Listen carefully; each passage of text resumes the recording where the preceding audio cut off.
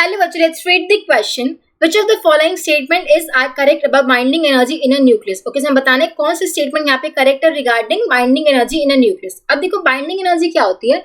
Binding energy basically होती है energy required to disintegrate the nucleus into its constituent particles, that is nucleons. ठीक है, जो binding energy क्या होती है, energy required to break a nucleus into its constituent nucleons. ठीक है, तो जो फर्स्ट स्टेटमेंट दे रखी है कि energy required to break a nucleus into it constituent nucleus, ये बेसिकली क्या है, बाइंडिंग एनर्जी की डेफिनेशन है.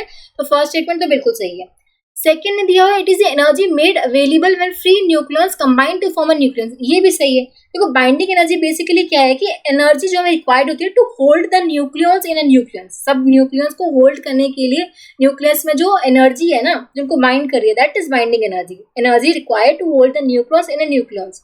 ठीक है, तो बेसिकली जब न्यूक्लियस क्या न्यूक्लियस फॉर्म करते हैं, तो जो मास ऑफ न्यूक्लियस होता है ना, वो लेस देन होता है सम ऑफ मासेस ऑफ न्यूक्लियस. ठीक है, जब आपके न्यूक्लियस मिलके न्यूक्लियस बनाते हैं तो क्या होता है, जो मास ऑफ न्यूक्लियस होता है वो लेस होता है mass of sum of masses of nucleus से. तो जो डिक्रीज इन द मास होता है ना, कि आपका बेसिकली जो मास ऑफ न्यूक्लियस है वो लेस देन है मास ऑफ न्यूक्लियन से, जो टोटल मास होगा न्यूक्लियन से. तो यहाँ पे जो लेस मास, जो आपका बेसिकली जो डिक्रीज इन द मास है, बेसिकली कन्वर्ट होता है एनर्जी में. ठीक है, according to that energy mass relation. ठीक है, तो बेसिकली ये रिस्पॉन्सिबल होता है to hold the nucleons in the nucleus. ठीक है, तो it is energy made available when free nucleons combine to form a nucleus. ठीक है, ये भी सही है.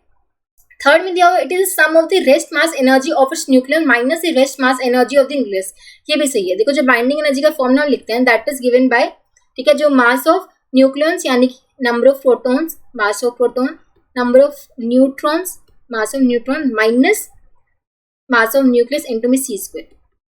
इसको आप मल्टीप्लाई करो, जेड एम पी प्लस ए माइनस जेड एम एन.